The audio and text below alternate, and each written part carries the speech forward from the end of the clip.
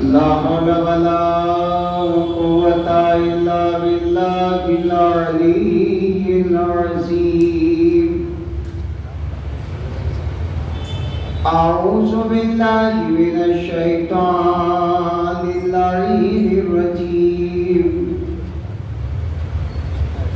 بسم الله الرحمن الرحيم الحمد لله رب العالمين الصلاة والسلام على أشرف الأنبياء والمرسلين وخاتم النبيين وهادينا وشفيعنا وحبيب قلوبنا أبي القاسم محمد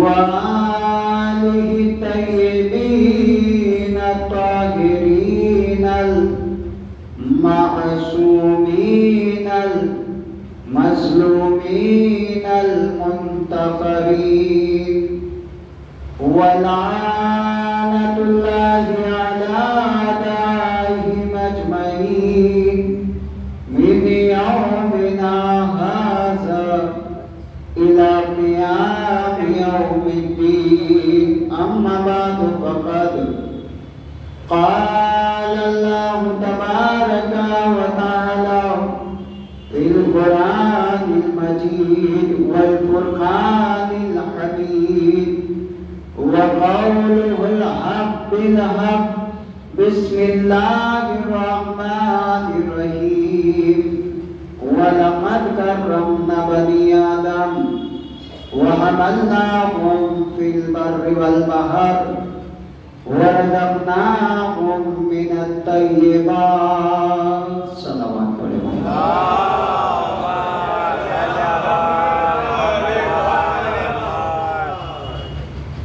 اعزائي گرامی سامعین اکرام لائق احترام عزاداران سردار سید شہداء ماتمداران مظلوم کربلا پرسداران جناب سیدہ سلام اللہ علیہا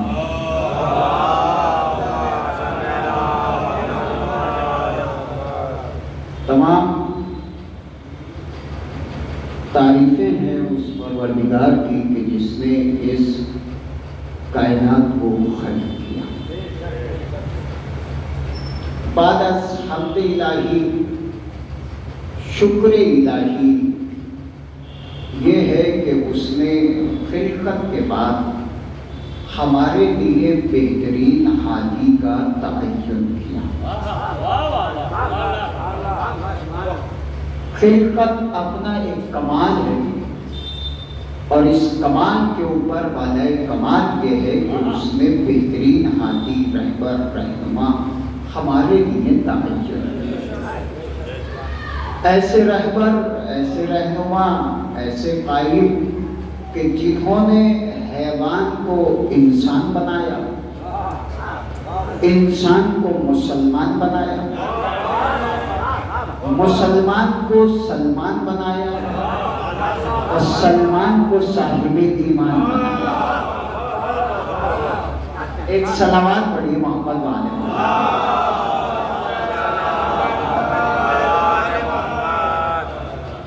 ایسے رہبر ایسے رہنما ایسے قائد ایسے لیڈر ہمیں دیے کہ انہوں نے ہمیں جینے کا سلیقہ سکھایا. یقیناً ہمیں جینا نہیں آتا مگر ایسے رہبر دیے کہ جنہوں نے جینے کا سلیقہ سکھایا. اور کمال اور بالائے کمال پھر اس پہ یہ ہو گیا کہ جینے سے زیادہ مرنے کا سلیقہ سکھایا.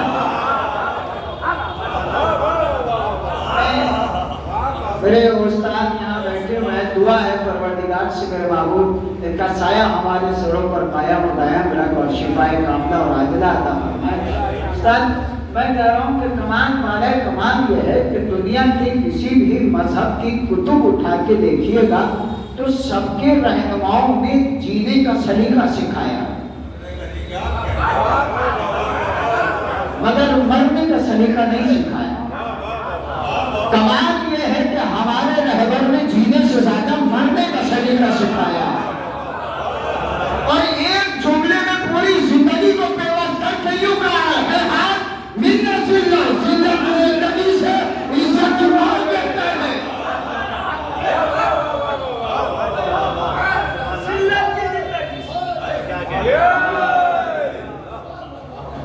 ایک صلوات پڑھیے محمد وآل محمد.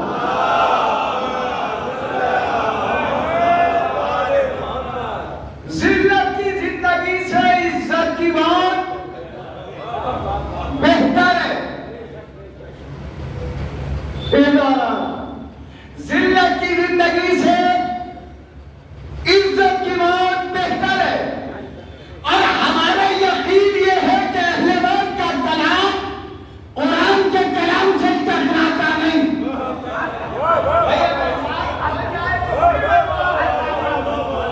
کبھی بھی اہل بیت کا کلام قرآن کی مخالفت نہیں کرتا ہے بلکہ اہل بیت کا کلام قرآن کی آیت کی تعریف کرتا ہے. اور اسی وجہ سے میں نے آیت کریمہ کی تلاوت کی. اللہ کہہ رہے وَلَقَدْ كَرَّمْنَا بَنِي آدم. ہم نے بنی آدم کو عزتوں سے نوازا ہے.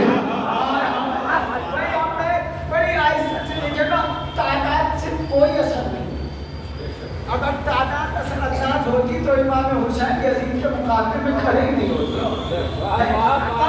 مولا علی علیہ السلام کے چاہنے والے تعداد سے زیادہ اور کم سے کبھی معلوم نہیں ہوتے. اور اس وقت میرے سامنے جو بیٹھے وہ قریب بیٹھے سب کا معاملہ اطلاع بہت سلامات پڑھو محمد والا.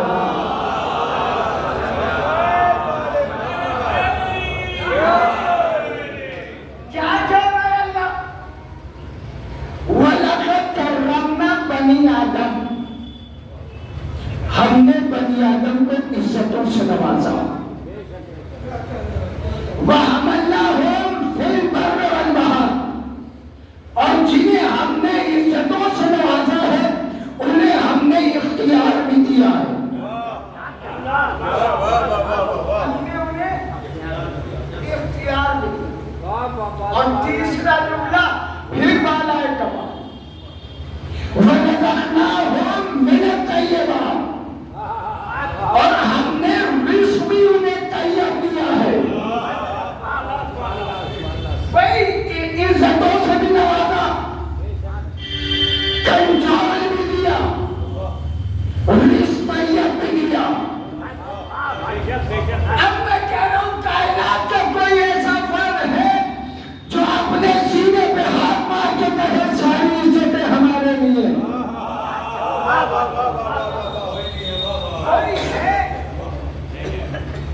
کوئی ہو تو آئے کہے ساری عزت ہے ہمارے لیے. اچھا ایک بات, ایک جملہ کہنے سے پہلے ایک بات اور کہوں. آپ نے مجھے منبر پہ بٹھایا ہے, بلایا ہے, بٹھا, اور جب بٹھایا ہے اب جو میں بول رہا ہوں اس بات کی تو آپ کو تسلی ہے کہ جو بول رہا ہوں وہ صحیح بول رہا ہوں. اگر بالاتفاق میں غلط بول بھی جاؤں تو آپ بیچ میں سے مجھے ووٹ دیں. اور حق بنتا ہے جو منبر پہ بول رہا ہے اگر صحیح بول رہا ہے تو سنو, اور اگر غلط بول رہا ہے تو روکو. ایسا ہے کہ نہیں؟ ایسا ہے. اس کا مطلب یہ ہے کہ اب جو میں بول رہا ہوں وہ صحیح بول رہا ہوں. آپ کی خاموشی بتا رہی ہے کہ میں صحیح بول رہا ہوں. میں کہہ رہا ہوں کوئی ہے جو اپنے سینے پہ ہاتھ مار کے کہے ساری عزتیں میرے لیے یا ہمارے لیے نہیں ہے تو آؤ میں تمہیں دکھاؤں. منبر کوفہ پہ علی بیٹھ کے کہہ رہے ہو ساری عزتیں ہمارے لیے.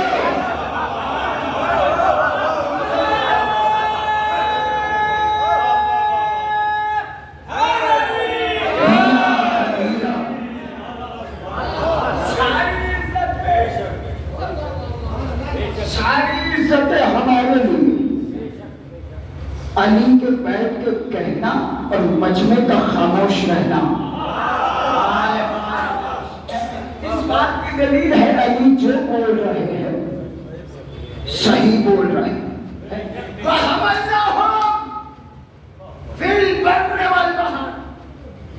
اور ہم نے کنٹرول بھی کیا ہے، اختیار بھی دیا ہے، حق تصرف بھی دیا ہے۔ حق تصرف کیا ہے؟ آپ نے میرے سامنے یہ مائک رکھا، اس ٹائم مجھے حق تصرف، میں اسے چاہے ایسے کر کے یا ایسے کر کے، جیسے چاہوں ویسے استعمال کروں۔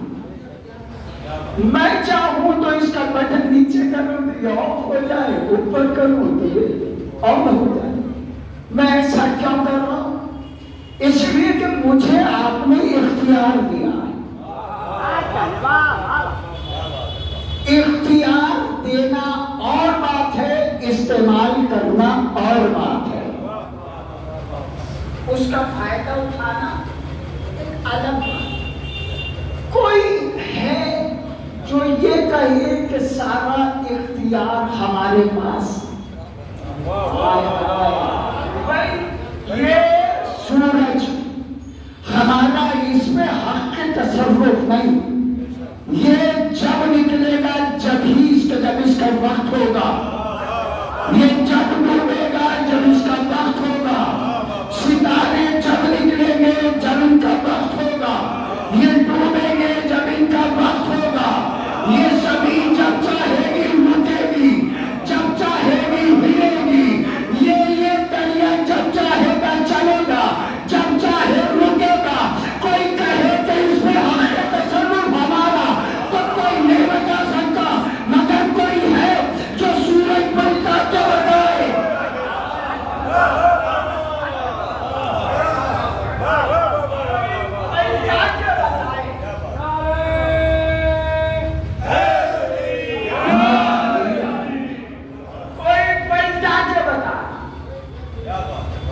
اختیار ہمارا ہے۔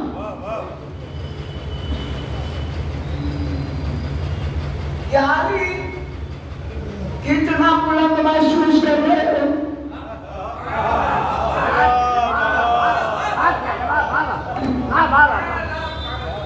یاری کتنا بلند محسوس کر رہے ہو؟ کہا یا رسول اللہ اگر چاہوں تو آسمان سے تاروں کو توڑوں۔ میں اگر چاہوں تو یہاں پہ 10 منٹ اس واقعے میں لے سکتا تھا، اگر مجھے بات آگے کروں۔ یعنی کتنا بلند محسوس کر رہے ہو؟ کہا یا رسول اللہ چاہوں تو آسمان سے تاروں کو توڑ لوں۔ اس کا مطلب یہ ہے کہ اختیار ہے۔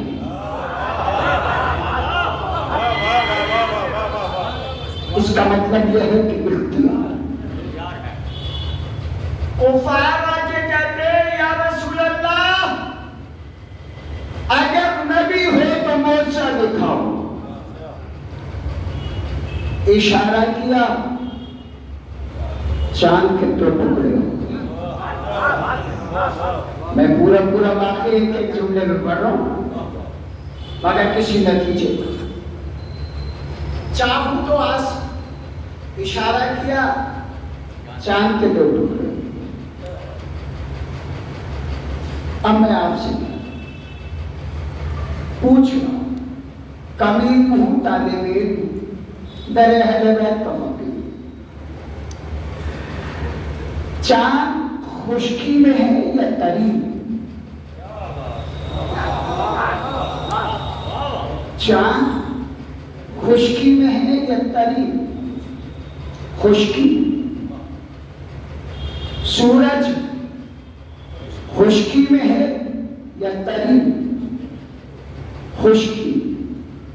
ستارہ خشکی میں ہے یا تری؟ خشکی۔ آیت کیا کہہ رہی ہے؟ وَحَمَلْنَاهُمْ فِي الْبَرِّ وَالْبَحْرِ، جو کچھ بھی خشکی اور تری میں ہے ہم نے سب اختیار دیا.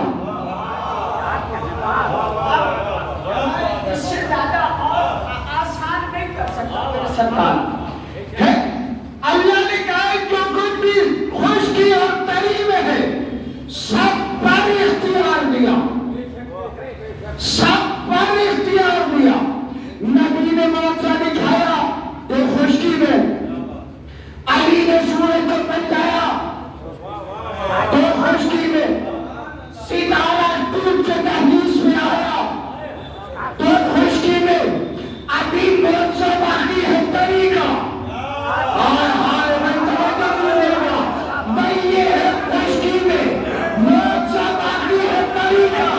کوئی ہو جو تری میں معجزہ دکھائے تو میں زمانے سے کہہ رہا ہوں انتظار تم بھی کرو, انتظار ہم بھی کرو. وہ آنے والا آئے گا پانی میں مسلح بچھا.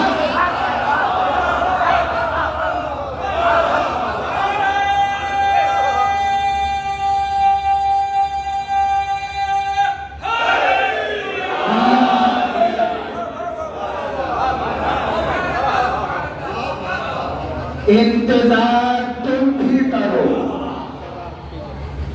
انتظار ہم بھی کر رہے ہیں. آنے والا آئے گا پانی پر مسلح بچھا کے بتائے گا. خشکی پر بھی ہمارا اختیار اور تری پر بھی ہمارا اختیار. ایک اختیار اور دکھاؤں آپ کو.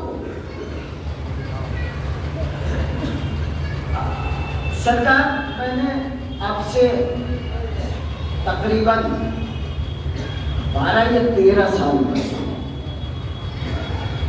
اسی امام بارگاہ جب یہ تعمیر ہو رہی تھی, بڑھتی تھی, تب میں نے کبھی وہاں پہ تذکرہ کیا.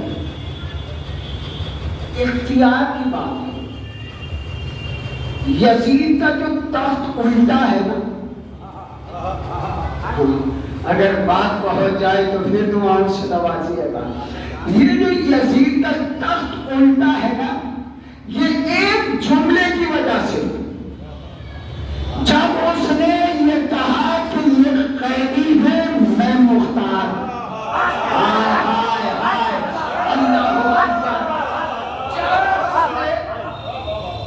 جب اس نے یہ کہا کہ یہ قیدی ہے میں مختار, اور اس سے پہلے بھی اپنی ہار کا اعلان اسی دربار میں کر چکا تھا. جب یہ درباری خطیب بول رہے تھے, اور دیکھے گا یاد رکھے گا درباری خطیب اس وقت ہوتے تھے, اب زمین فروش خطیب ہو رہے ہیں.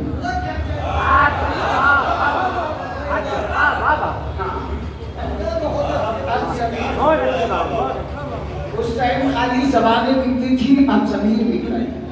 ایک سلامات پڑھیے محمد.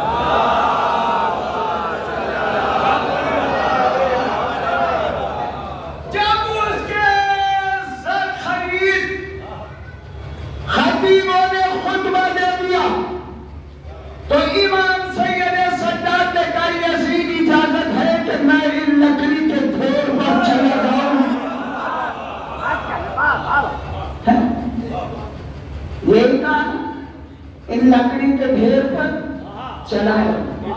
امام ہے, کوئی لفظ رائگاں استعمال نہیں کرتا.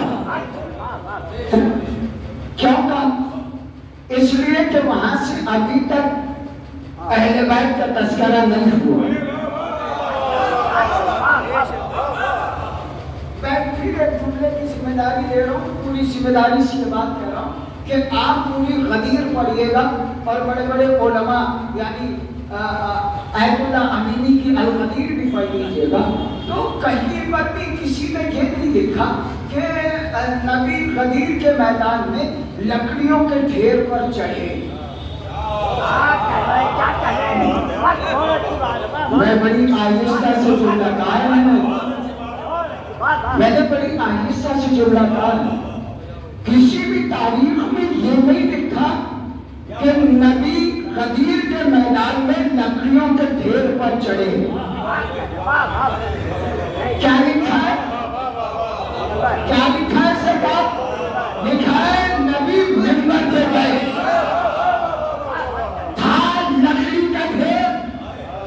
مگر کہا منبر، یہاں تھا منبر، امام نے کہا لکڑیوں پہ ڈھیر۔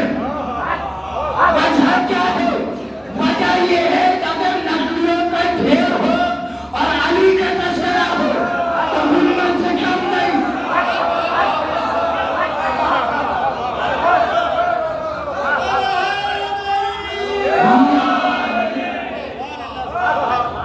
لکڑیوں کا ڈھیر ہو، ذکر علی ہو تو منبر سے کم نہیں۔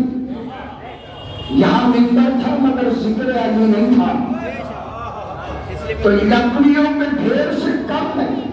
کہاں جانے میں اجازت ہے کہ میں لکڑی کے ڈھیر پر چلا جاؤں؟ میں نے کہا اختیار، میں اپنی بات سے ادھر ادھر نہیں جاتا، اختیار۔ یزید سے جب خطیبوں نے کہا نا کہ قیدی ہے، بیمار ہے، جانے دیں، تو یزید کہتا ہے کہ تمہیں لگتا ہے یہ بیمار ہے، ہائے ہائے، تمہیں لگتا ہے یہ بیمار ہے، تمہیں لگتا ہے یہ قیدی ہے، مگر میں جانتا ہوں اس کے پہن میں محمد کی زبان ہے۔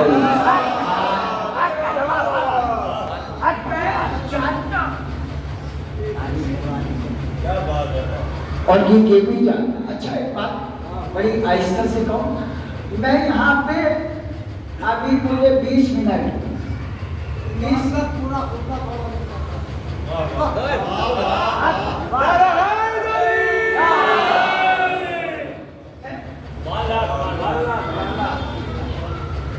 اب میرے بزرگ کی تائید ہے، پہلے میں علیہ السلام کا کرم رہا تو ضرور کوشش۔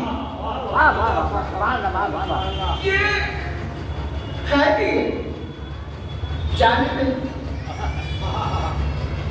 کا تمہیں لگتا ہے اس کے تہن میں محمد کی زبان ہے، دشمن ہے، دشمن ہے، دشمن ہے۔ اور دیکھو کتنا اختیار ہے اسے، تخت اس کا ہے، تاج اس کا ہے، لوگ اس کے ہیں، حکومت اس کی ہے۔ یہ ابھی کہہ کے بیٹھا ہے کہ میں مختار ہوں، یہ قیدی ہے۔ آئے آئے اگر میں جانتا ہوں اس کے تحت محمد، میں یہاں پہ 1 گھنٹہ تقریر کروں، اور 1 گھنٹہ تقریر کر کے جب میں زینے سے گیٹ سے باہر نکلا تو کچھ لوگ تو تبرک لوٹم لاٹھی میں لگے تھے۔ جملہ بڑا سمجھدار میں نے، اس لیے کہ جس کی نظر میں تبرک ہوگا بڑے احترام سے لے گا۔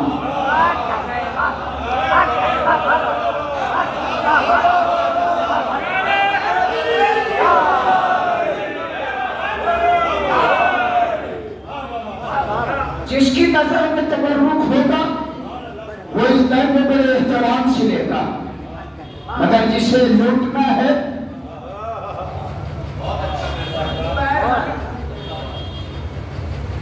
میں یہاں سے ملنا، ایک صاحب میرے قریب آئے اور آج کی کہا مولانا آپ نے پڑھائی کیا ہے؟ نہیں سرکار ایسا کہا نہیں، اللہ نہ کرے کوئی نہیں کہتا۔ اگر بالکل مجمع پور بھی ہو جائے، سونے والی مجلس بھی ہو جائے تو جا کے کچھ لوگ کہہ دیتے ہیں کہ اللہ بہت زبردست پڑھی آپ، لوگ بڑی تعریف کرتے ہیں، کوئی نہیں کہتا۔ مگر اگر کہہ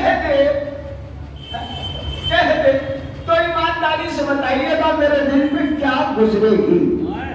میں نے 1 گھنٹہ وہاں محنت کی تھی، اس نے ایک جملے میں میری ساری محنت بیکار کر دی۔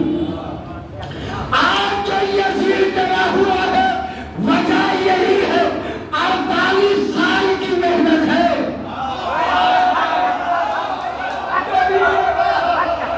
آج جو یہ ڈرا ہوا ہے اسے اس بات کا ڈر ہے کہ 48 سال کی محنت ہے، 48 منٹ میں برباد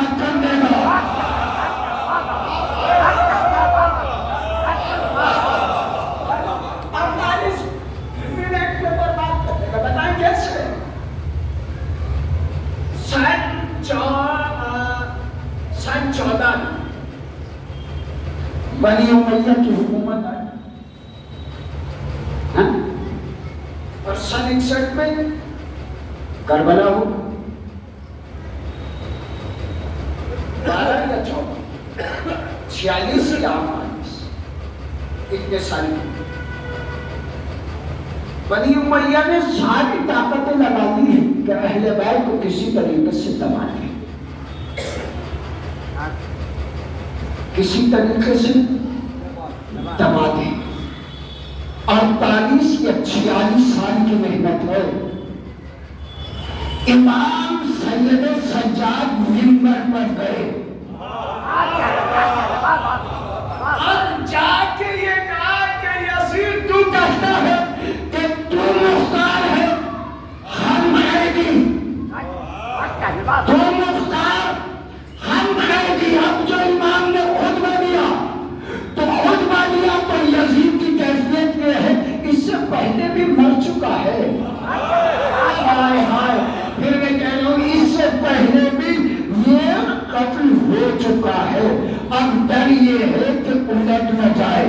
سید سجاد نے بولنا شروع کیا، اس نے جھوٹے خطیب اکٹھا کیے تھے، کہو کہ ہم کون ہے، یہ کون ہے، ہم کون ہے، یہ کون ہے۔ امام نے کہا تو کہتا ہے نا تو مختار ہے، تو میں تجھے کہتا ہوں تو اپنا اختیار دکھا۔ ہائے ہائے، اپنا اختیار،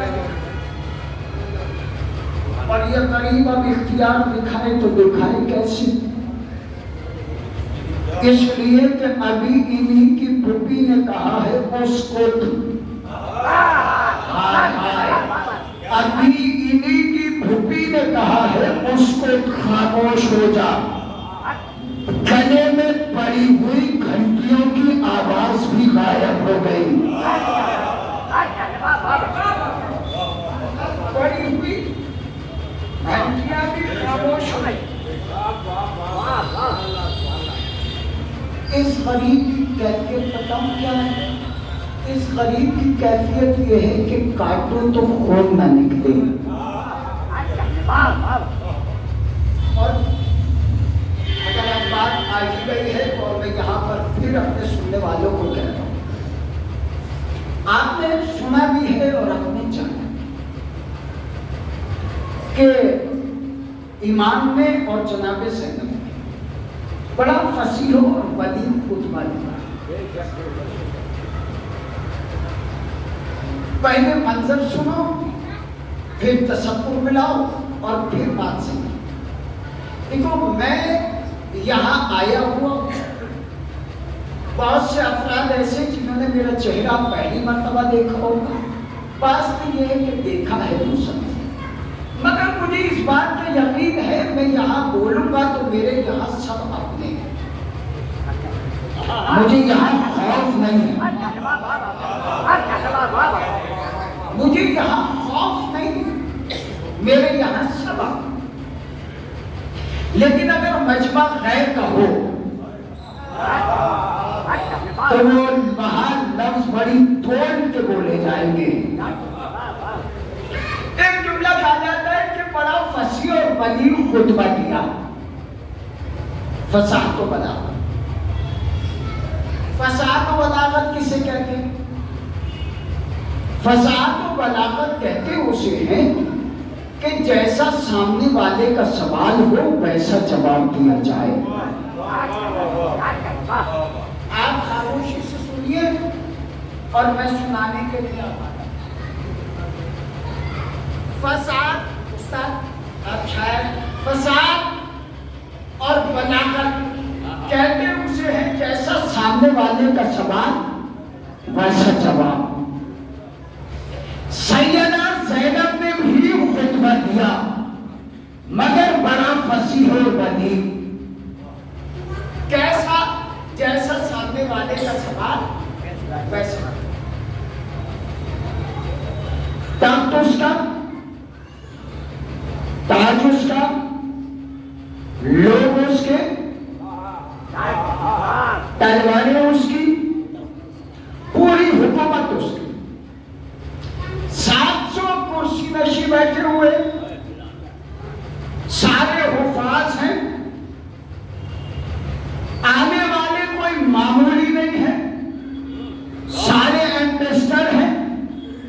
سفیر ہے، ان میں سے ایک سفیر ہے سفیر روم۔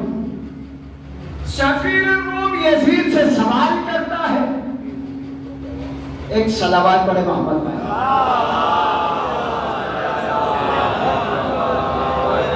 سفیر روم یزید سے سوال کرتا ہے، یزید یہ کون ہے؟ یہ کون ہے؟ ایمانداری سے آپ بتائیے گا تعارف کیا بنتا ہے؟ تعارف یہ کہ نام بتا، قبیلہ بتا، خاندان بتا، سب بتانا ہے، مگر اس نے نہیں بتایا۔ کیا کہا؟ قد خرج علینا، انہوں نے ہمارے اوپر خروج کیا، ہم نے ان کے مردوں کو مار دیا، عورتوں کو اسیر کر دیا۔ اس نے نام نہیں بتایا، قبیلہ نہیں بتایا، خاندان نہیں بتایا۔ اب فساد و بلاغت یہ کہتی ہے کہ اپنا تعارف کراؤ مگر نام نہ بتاؤ۔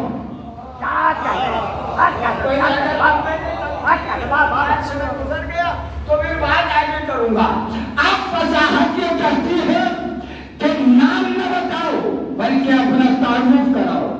یزید نے جیسے یہ کہا، یزید نے جیسے ہی کہا تو یزید کی طرف مخاطب ہوتے نہیں بلکہ سفیر روم کی طرف مخاطب ہوتے جناب زینب کہتی ہے، اے سفیر روم تجھے یہ کیا بتائے گا کہ ہم کون ہیں؟ میں بتاتی ہوں کہ ہم کون ہیں۔ پھر کہہ رہا تخت اس کا، تاج اس کا، لوگ اس کے، حکومت اس کی۔ یہ تمہیں کیا بتائے گا کہ میں کون ہوں؟ میں بتاتی ہوں کہ ہم کون ہیں۔ اب آواز میری، لہجہ میرا، لفظ سیدہ زینب کے، مرضی آپ کی چاہے جیسے سنی۔ پہلا جملہ، اے سفیر روم یہ تجھے کیا بتائے گا کہ ہم کون ہیں؟ میں بتاتی ہوں ہم کون ہیں۔ یہ کہہ کے آج بی بی نے خطبہ شروع کیا، کہا بسم اللہ الرحمن الرحیم وَلَا يَحْسَبَنَّ الَّذِينَ كَفَرُوا إِنَّمَا نَمْلُ لَهُمْ خَيْرٌ لِأَنفُسِهِمْ۔ کافر کو یہ گمان نہیں کرنا چاہیے کہ اللہ نے اسے زندگی دے رکھی ہے۔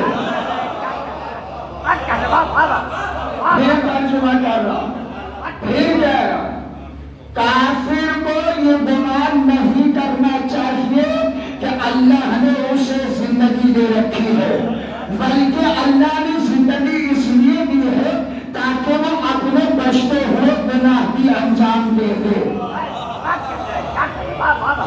بچتے ہوئے گناہ بھی انجام دے دے۔ کون ہے مخاطب؟ یزید۔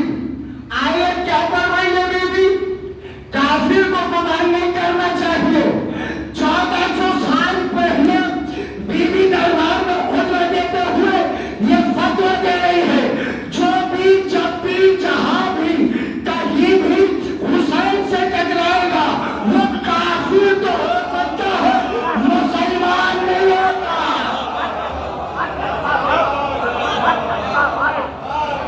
ایک صلوات پڑھیے محمد والے محمد۔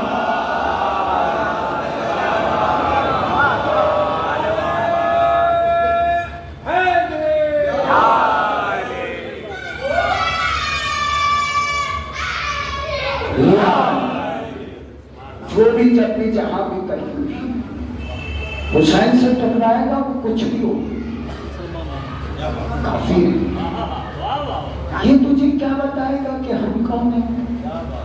میں بتاتی ہوں، بسم اللہ الرحمن الرحیم الحمدللہ الذی اختار لنبوته واستفاد للرسالة وتوجنا بإتجاه الشهادة جدی سید الانبیاء ابی سید الاوصیاء آخی سید الشہداء امی سیدۃ النساء العالمین نساء وقال رسول اللہ انا مدینۃ العلم وعلی بابها انا مدینۃ العلم وعلی بابها۔ دیکھو بی بی کے اوپر فصاحت و بلاغت یہ کہتی ہے کہ نام نہ بتائے بلکہ صرف اپنا تعارف کرائے. پہلا تعارف اگر پہنچ گیا تو لے لیجیے گا. کہا بسم اللہ الرحمن الرحیم الحمدللہ الذی اختار بالنبوۃ. تمام تعریفیں اس پروردگار کی جس نے چن لیا ہمارے گھرانے کو.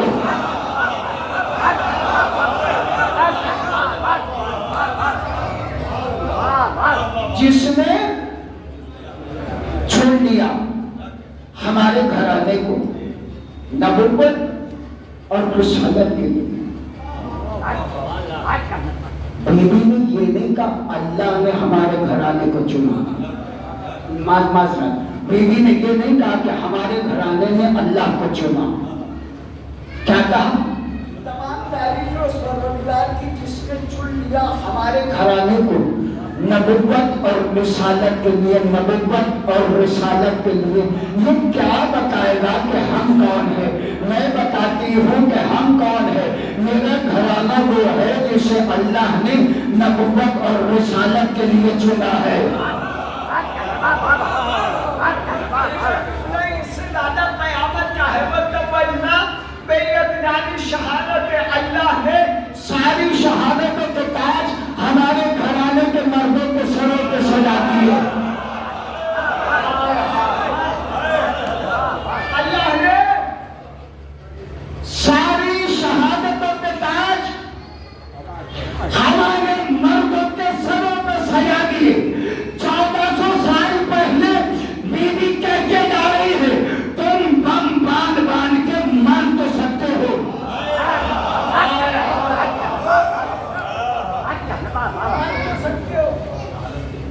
شہادت نہیں ملے. پھر آگے بھی کتاب جدی سید الانبیاء ابھی سید الاوصیاء میرا جد انبیاء کا سردار. تخت اس کا، لوگ اس کے، حکومت اس کی، لوگ سارے اجنبی. اللہ تمام تعریفیں اس پروردگار کی جس نے چن لیا ہمارے گھرانے کو نبوت اور رسالت کے لیے. اور اللہ نے ساری شہادتوں کے تاج ہمارے مردوں کے سروں پہ سجا دیے.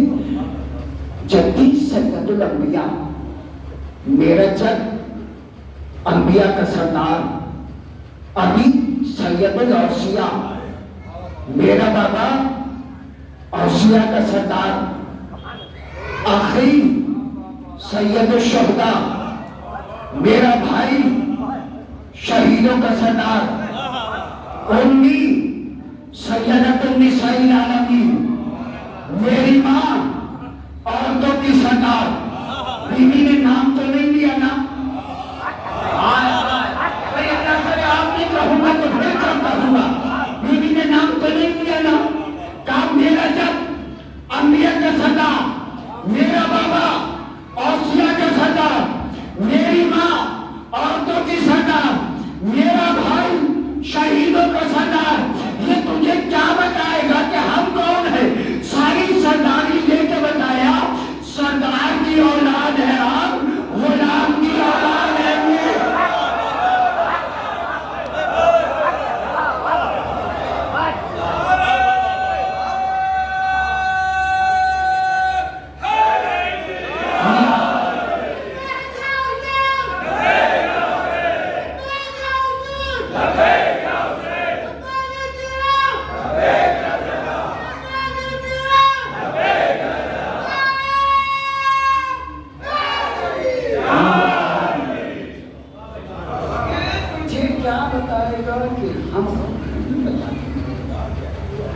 نام نہیں صفت.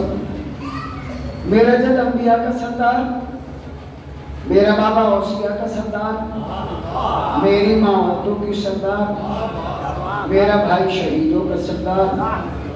اور سفیر روم ایک بات بتاؤں کیا بیوی بتاؤ، کیا اگر وہ فرشتہ تمہارے گھر آ جائے، کبھی کبھی ایسا ہوتا ہے جملہ بڑا ہوتا ہے آہستہ پڑھ کے، جیسے آج کل آپ مجلس سے پہلے کسی مولوی کی کلپ منگاتے ہیں بھیا بتا دو پڑھتے کیسے ہیں. ایسی کبھی کبھی مولوی بھی آپ کی سماعتوں کا امتحان لیتا، بڑا جملہ آہستہ کہہ کے آپ کی سماعتیں توڑتا ہے۔ اب تک آپ نے مجھے توڑ لیا تو اب میں آپ کو توڑ دیتا ہوں۔ سفیر روم، یہ ایک بات بتاؤں، کہا اگر وہ فرشتہ تمہارے گھر میں آ جائے تو صف ماتم مٹ جائے۔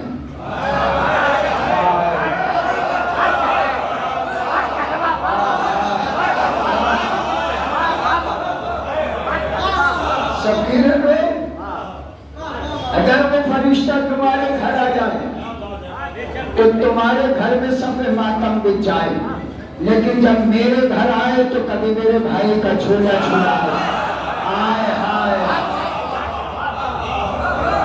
کبھی لوریاں سنائے۔ اب سفیر روم تو اس سے پوچھ رہا ہے کہ ہم کون ہیں؟ میں بتاؤں ہم کون ہیں؟ کہا اس کے گھرانے میں اور ہمارے گھرانے میں فرق بتاتی ہوں۔ اگر میرے گھرانے کی خواتین یہ چاہے کہ اپنے لباس کا قرآن کا جزدان بنانا چاہیں،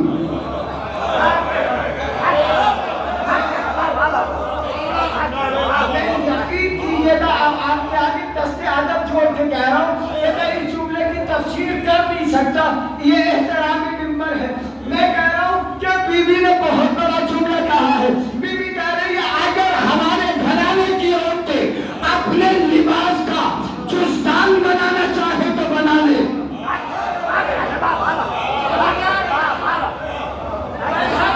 وجہ یہ ہے اس لیے کہ شوہر مصلی پر پڑی، حسن کی ولادت ہوئی تو آسو اس مصلی میں پڑی۔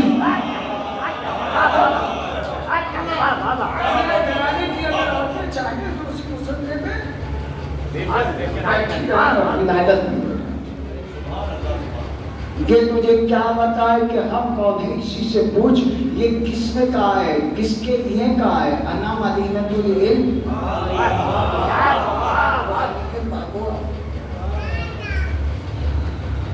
اچھا لفظ چڑھ کے بولے سر پر تو کہاں ہے؟ جب یہ تعارف کرا دیا نا تو سفیر روم یزید سے کہتا ہے یزید تو کہتا تھا یہ قیدی ہے،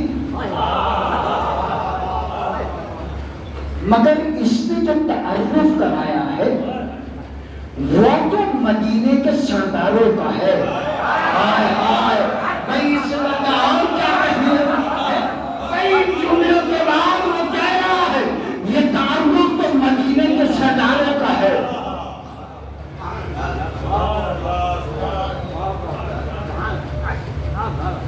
اب یزید کی کیفیت یہ ہے کہ بولے تو بولے کیا؟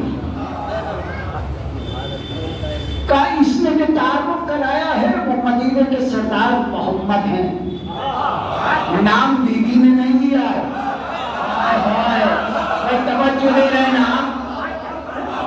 نام بیوی نے نہیں لیا، کا یہ سردار تو مدینے کے محمد کا تعارف ہے اور اس کے وزیر کا ہے۔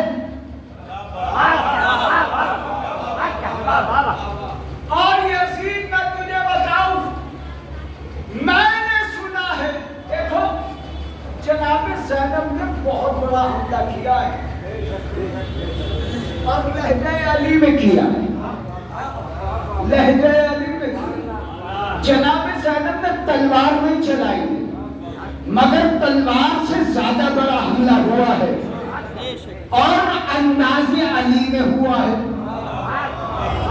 انداز علی میں ہوا ہے۔ اگر جملہ پہنچ جائے تو پھر آپ بول جائیے گا میرے سرکار انداز علی میں ہوا ہے۔ کیا انداز علی کیا تھا؟ کیا انداز علی یہ ہے حملہ ہو بھی جائے اور پتہ نہ چلے، حملہ ہو بھی جائے اور پتہ نہ چلے، ہوا چلے تو پتہ چلے، کرتا کیا ہے بچا کیا ہے۔ یزید تو کہتا تھا کہ یہ قیدی ہے، اس نے تعارف جو کرا ہے یہ تو مدینے کے سرداروں کا ایک کام کا، اس نے اپنا تعارف کرا دیا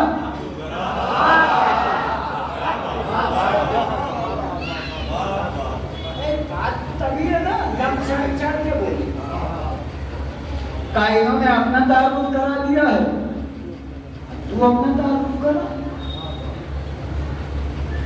یزید ہے کہ بولے تو بولے کیا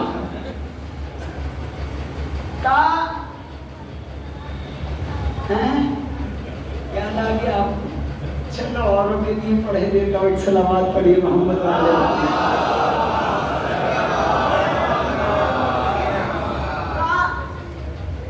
میں تجھے کہتا ہوں تو اپنا تعارف کرا۔ یزید ہے کہ بولتا نہیں، کہ میں تجھے مہلت دیتا ہوں، ایسا کر اس نے اپنے جد کے بارے میں بتایا تو اپنے جد کے بارے میں نہ بتا،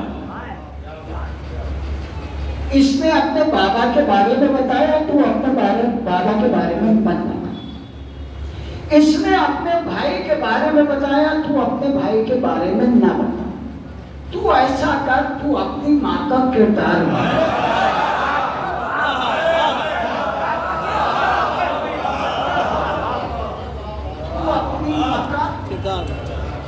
کردار بنا۔ یزید ہے کہ خاموش ہے، بولتا نہیں، وجہ جانتے ہو؟ جانتا ہے یہ عقیل کی بھتیجی ہے، عقیل کی بھتیجی ہے، بولتا نہیں۔ یہ جو سفیر روم نے مہلت دی ہے نا اسے کہ تو اپنے جد کو چھوڑ، تو اپنے بابا کو چھوڑ، تو اپنے بھائی کو چھوڑ، تو اپنی ماں کا کردار بتا، یہ جملہ بتا رہا ہے مجمع عام میں بولتا وہی ہے جس کی ماں کا کردار اچھا ہے۔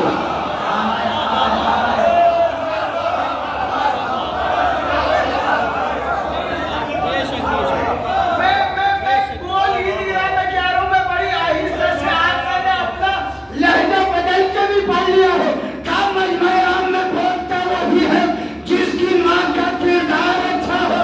اب زمانہ ہم سے نہ پوچھے ہر بار مسئلے میں خامنائی بولتے کیا ہے، سیستانی بولتے کیا ہے، کب بولتا وہی ہے جس کی ماں کا کردار۔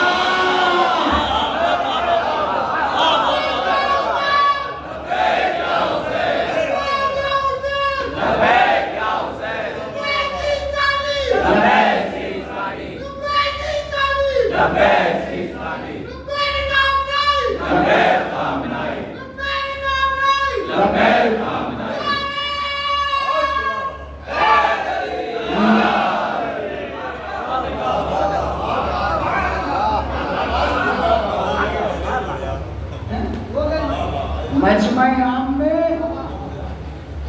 بولتا وہی ہے جس کی ماں کا کردار اچھا ہو۔ زمانہ ہم سے 56 ملکوں کی خاموشی کا سبب نہ پوچھے،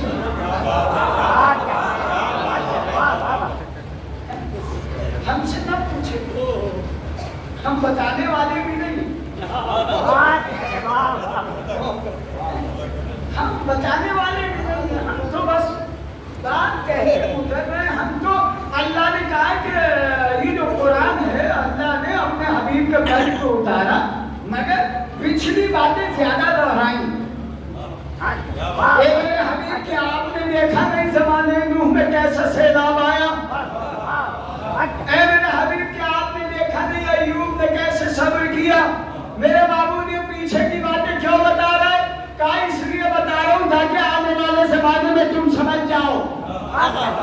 ہم بھی دربار اسی لیے پڑھ رہے ہیں تاکہ آنے والوں کا پتہ چل جائے بولتا کون ہے۔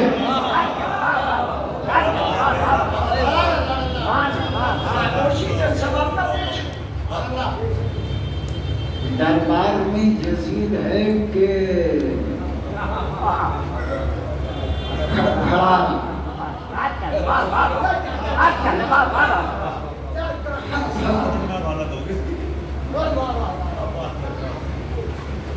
کرے تو کرے کیا، بچے تو بچے کیسے، جان چھڑائے تو چھڑائے کیسے۔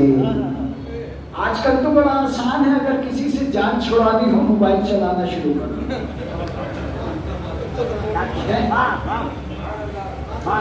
یہی بات ہے نا، دیکھو زندگی ہم بھی آپ ہی لوگوں کی طرح گزارتے ہیں.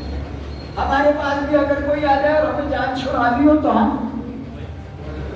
موبائل چلانے لگتے ہیں، پھر آدمی سامنے والا سمجھ جاتا ہے، بولے اب یہ جان چھڑانا. یہ آج کا ٹائم، مگر اس ٹائم یزید جان چھڑائے تو چھڑائے کیسے؟ موبائل تھا نہیں سکتا، موبائل تھا کرے تو کرے گی. اس نے اپنے دربار میں ایک کبوتر پال رکھا تھا، اور اس کبوتر کا کام یہ تھا، دیکھو بور کرنے کو بور کر دیا جاتا ہے، مگر آہستہ سے بات کہہ دو تاکہ اگلی بار انسان غور سے سنے. کبوتر اس نے پال رکھا تھا. اس کبوتر کا کمال یہ تھا کہ یہ تالی بجاتا تھا اور یہ اڑتا تھا، اور اڑ کے وہاں ایک تشت میں گلاب رکھا ہوا تھا، پانی گلاب. یہ جاتا تھا اس کی تالی پر اور جا کے اس تشت پہ ہوتا زن ہوتا تھا، اور ہوتا زن ہو کے اس کے سر پہ آتا تھا اور پروں کو چھاپ دیتا. وَلَقَدْ كَرَّمْنَا بَنِي آدَمَ وَحَمَلْنَاهُمْ فِي الْبَرِّ وَالْبَحْرِ. ہم نے بنی آدم کو عزتوں سے نوازا اور ہم نے انہیں اختیار دیا. کبوتر اڑتا تھا، سر پہ پر جھاڑ دیتا تھا. آج اس نے کرا یہ ہے، اس نے تالی بجائی، کبوتر اڑا، کبوتر اڑا، اڑ کے تشت میں گیا، غوطہ-زن ہوا، اڑا، مگر آج ایسے نہیں آیا جیسے ہر بار آتا تھا. ایسے نہیں آیا جیسے آتا ہے، بلکہ اس نے دربار کے چکر لگائے. آج یہ چکر نہیں لگا رہا تھا، ان کو ان کے اجداد کی تاریخ یاد دلا رہا تھا. کبھی ستارے کے لیے وہ بھی دیکھ رہے تھے. پورا اور یہ وہاں آیا جہاں سر امام حسین لگا. اس نے پر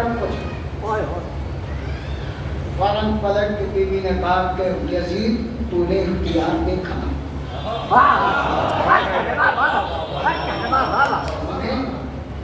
اختیار دیکھا.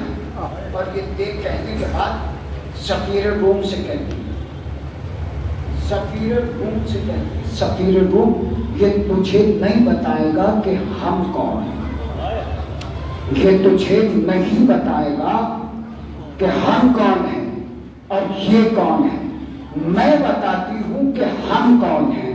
کہا اللہ نے قرآن میں تو شجرے بیان کیے. ہائے ہائے، مجلس کا یہ آخری جملہ ہے. کہا اللہ نے قرآن میں دو شجرے بتائے ہیں، ایک شجرہ طیبہ، ایک شجرہ خبیثہ.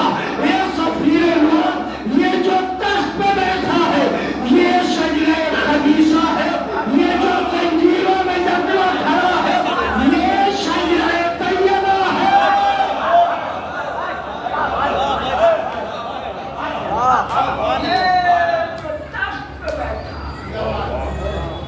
یہ شجرہ خبیثہ ہے، یہ جو زنجیروں میں جکڑا ہے یہ شجرہ طیبہ ہے. تاریخ نے لکھا کہ زینب ایسے گرج رہی تھی، ایسے گرج رہی تھی کہ جیسے کوئی بادشاہ اپنے غلام پہ گرجتا ہے.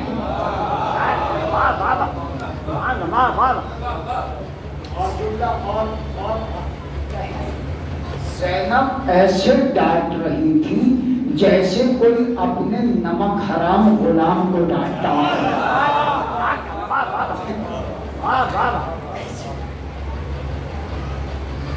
مگر جو زینب اس لہجے میں گرج رہی وہی اس دربار میں کبھی فضہ کے پیچھے چھپ رہی تھی، کبھی کربلا کا رخ کر کے گئی۔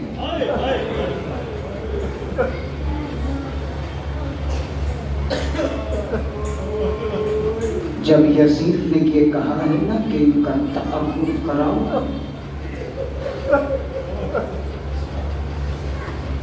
تو زینب بیویوں کے پیچھے جا رہی۔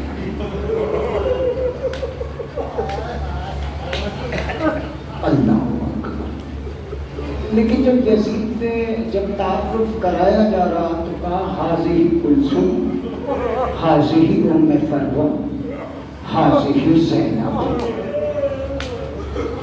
جیسے ہی یہ کہا حاضی زینب، یزید کہتا ہے کہ مجھے اس سے بات کرنی ہے۔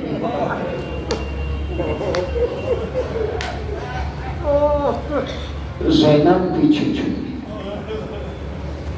فضہ آگے بڑھ کے کہتی ہے یزید ایسا نہیں ہو سکتا۔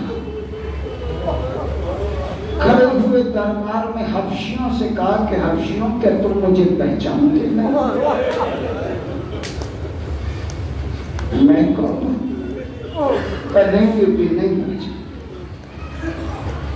کہا تمہارے یہاں بادشاہ کون ہے؟ کہا کہ بادشاہ کوئی نہیں ہے۔ کہا پھر؟ کہا وہ جو کرسی ہے وہاں پہ ہماری شہزادی کے نادین رکھے ہوئے۔ کہا اچھا؟ کہا تم جانتے ہو وہ شہزادی کون ہے؟ نہیں پہچانتے۔ فضہ نے فوراً کہا وہ شہزادی میں ہوں۔ جیسے ہی حبشیوں نے یہ سنا تلواریں کھینچی اب یزید سے چلنا کا یزید اب اس سے آگے برداشت نہیں ہوگا اور کچھ کہنے کی ضرورت نہیں ہے ورنہ ہم تلواروں کو کھیل دیں گے۔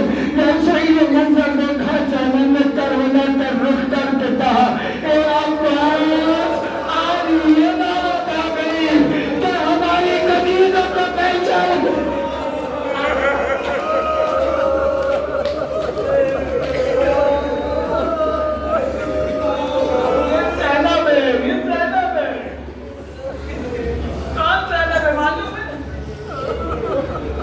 ہمارا تمہارا سلام کرنا بڑا آسان ہے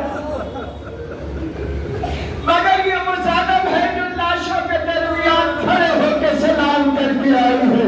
السلام علی حسین وعلی علی ابن حسین۔ لاشوں کے درمیان کھڑی ہے سلام کر، مگر یہ سلام کرنے والی بیوی دربار میں چھپی ہے۔ تعارف کرایا مگر ایک بیوی اور ہے جو 4 سال سکینہ ہے۔ کیفیت یہ ہے کہ سب کے بازوؤں میں رسل ہے مگر سکینہ کے گلے میں رسل ہے۔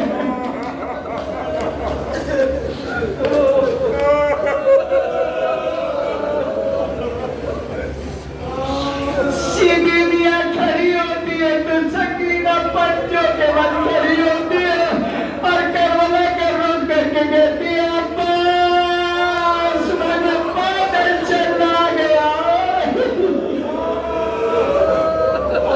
کہیں سکینہ کا کہیں شکوہ نہیں ہے، کوئی شکوہ نہیں، مگر دربار میں کبھی جب یزید کے دربار میں سکینہ کو کنیزی میں مانگا گیا سید سجاد سے لپٹ کے کہتی ہے بھیا تیری بہن کنیزی ہوگی۔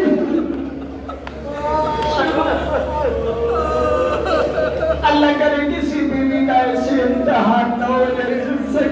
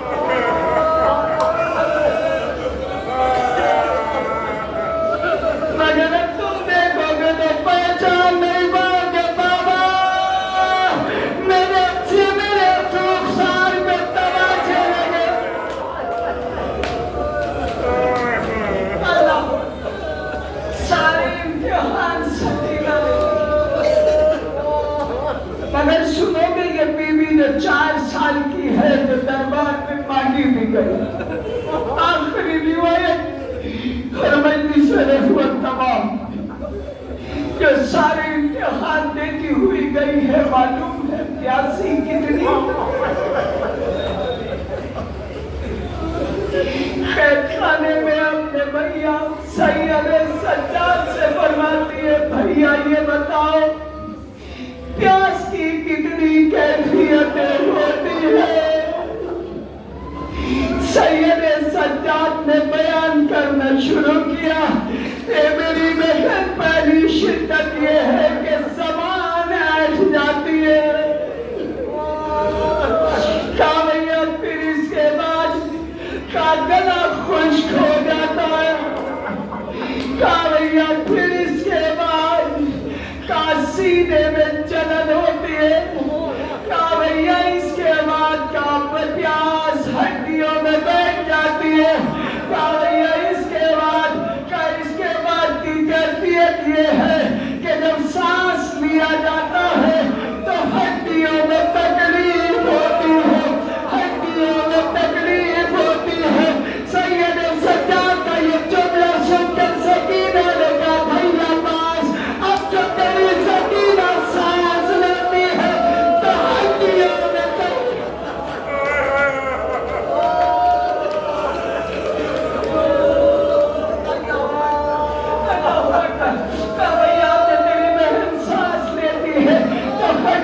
تکلیف ہوتی ہے. بھیا اگر میں مر جاؤں تو میری قبر کہیں ترائی میں بنانا. اے بھیا اگر میں مر جاؤں تو میرا کفن کسی سے نہ لینا. اے بھیا میں نے غنا کا سوال کیا مگر میں تو سے کہتی ہوں کفن کا سوال نہ کرنا. یہاں بھائی بیٹھے ہوئے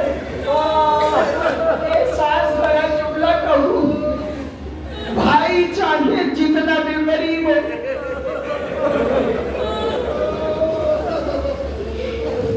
معلوم ہے اگر بھائی غریب ہونا تو بہنیں عیدی نہیں لیتی. میں شاید اسے آسان جملہ نہیں کر سکتا.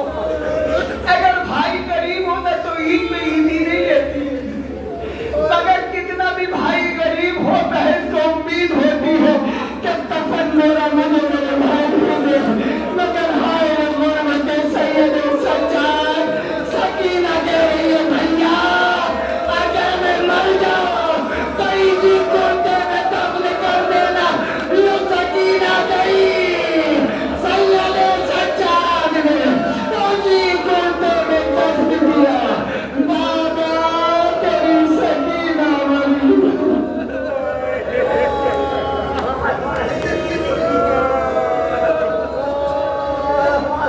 انا للہ و انا الیہ راجعون.